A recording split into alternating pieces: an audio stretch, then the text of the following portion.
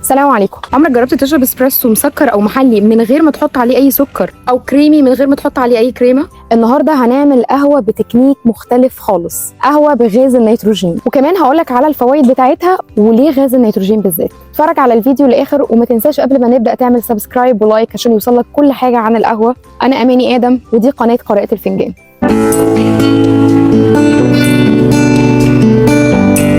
اول حاجه احنا عشان نعمل قهوه بغاز النيتروجين هنحتاج ماشين كده بسيطه هي اللي هنعمل بيها القهوه. تعالوا نعمل الاول انبوكسنج.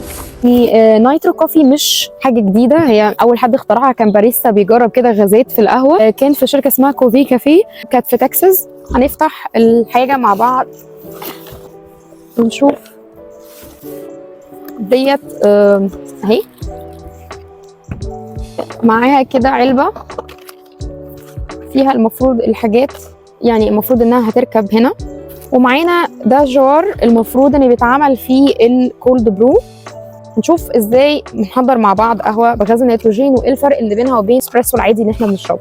دي عباره عن نيتروجين كارتريدج، دي فيها غاز نيتروجين، دي انا شاريها لوحدها بعيد عن الجهاز ده، فيها 10. المهم دي بتتباع لوحدها. اول خطوه هنعملها ان احنا المفروض هنحضر الكولد برو. المفروض ان احنا هنحط هنا معيار من القهوه، يعني هيبقى مثلا فنجان من القهوه ويبقى قصاده 4 معيار من الميه عشان تعمل لنا كولد برو. المفروض ان هي تتحط في الثلاجه من 12 ساعه ل 24 ساعه. طحن القهوه المفروض انها تبقى من ميديوم لكورس، يعني من طحنه متوسطه لطحنه خشنه شويه عشان تعمل لنا كولد برو. ادي المعيار بتاعنا. انا هحط فنجان اهو هنا. ادم حطيت فنجان القهوه هنا هقوم حاطه 3.5 ميه. المفروض اني انا هسيبه كده في التلاجة من 12 ساعة ل 24 ساعة. انا كنت محضرة الكولد برو جاهز. اول حاجة بعملها ان انا بجيب اللي هي الترمس دوت وبحط فيه الكولد برو اللي انا عملته. خلاص دي القهوة اللي هي عبارة عن القهوة الباردة اللي احنا حضرناها، تمام. وبعدين هقفلها كويس قوي. احنا عندنا الغطا ده هندخل جواه الكارتريدج بتاعة النيتروجين، هنحطها اهي جوه هنا. والمفروض ان انا هلفها كده لحد ما تعمل صوت. سامعين الصوت ده؟ خلاص هي كده الغاز النيتروجين دخل خلاص جوه القهوه. نطلعها تاني بقى وقافله دي وارجه من 5 ل6 مرات. دلوقتي هي هنقربها شويه كده من الكاميرا وهنعملها.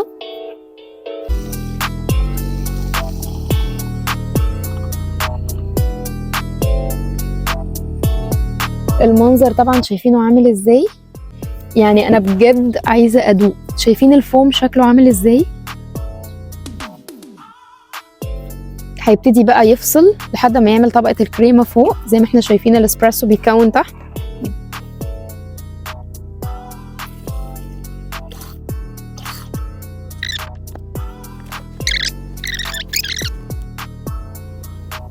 دلوقتي انا هدوقه معاكم. طبعا شايفين شكله عامل ازاي، فصل طبقات زي ما احنا شايفين كده. شايفين حجم الكريمه، يعني احنا لو استنينا عليه شويه الاسبريسو كله هيكون تحته يبقى فيه طبقه كريمه فوق. بس انا عندي فضول ادوق بصراحه، مش قادره اصبر يعني.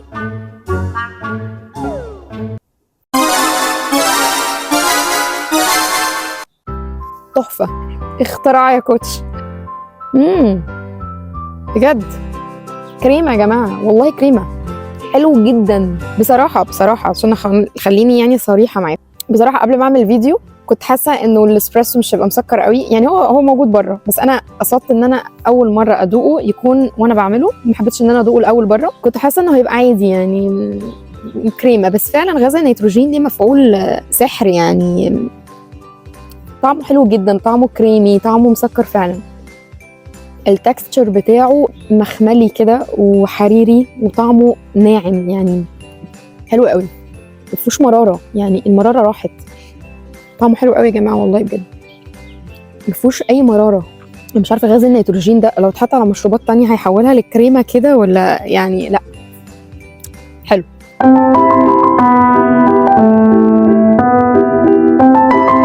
ليه غاز النيتروجين؟ اول حاجه غاز النيتروجين هو غاز عديم الطعم واللون والريحه، ما بيدوبش في اي سائل، فلما بيتحط في اي سائل بيعمل فقاعات زي اللي احنا شفناها دي، ودي اللي بتكون طبقه الكريمه. اي حد بيبقى عايز يعمل دايت ممكن يشربها من غير ما يبقى مضطر ان هو يحط كريمر او يستخدم كريمه عليه. الحاجه الثانيه عمليه تحضير الكولد برو اللي احنا عملناها، اللي هي تحضير القهوه البارده. عمليه التخمير دي بتقلل نسبه الحموضه بتاعه القهوه، وبالتالي النوع من النيترو كوفي ده مناسب لاي حد عنده ارتجاع في المريء، عنده حموضه ما بيقدرش يشرب القهوه بسبب انها بتعمل له حموضه او ارتجاع في المريء. تالت حاجة ان طعمها محلي شوية، يعني طعمها خالي من المرارة تماما. فكرة النيتروجين لما بيتضخ في القهوة بيطلع الاكسجين بره وبيخلي طعم الاسبريسو ما فيهوش اي مرارة خالص، وبالتالي الناس اللي بتبقى نفسها تشرب اسبريسو من غير حليب بس مر عليها، ده هيبقى اختيار كويس جدا ليها.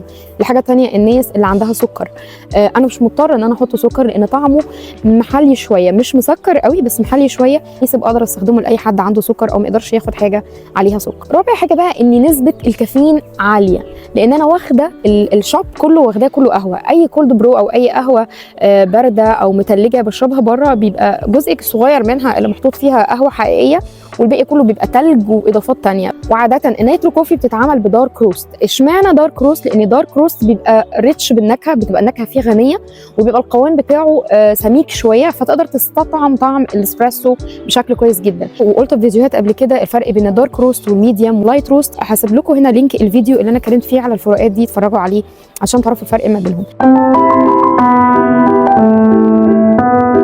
النيترو كوفي اتسخنت هتفقد شويه من خصائصها، يعني غاز النيتروجين خلاص هيطلع، الحاجه الثانيه هتبقى شويه هترجع المراره تاني، لكن نسبه الحموضه مش هتتغير. طبعا النيترو كوفي موجوده في كافيهات كتيره وبتبقى عامله زي الحنفيه كده، وبيبقى استخدامها اسهل، وهما بالنسبه لهم نيترو كوفي عامله طفره في سوق القهوه البارده، اقل تكلفه، الناس بتحبها جدا. مش موجوده في كل الكافيهات يعني، بس هي اوريدي موجوده في كافيهات كتيره بالذات في امريكا هنا. انا كده خلصت، يا رب يكون الفيديو عجبكم، ما تنسوش تعملوا سبسكرايب ولايك عشان يوصل لكم حاجات كتير عن القهوه. اشوفكم في فيديو جديد، باي باي.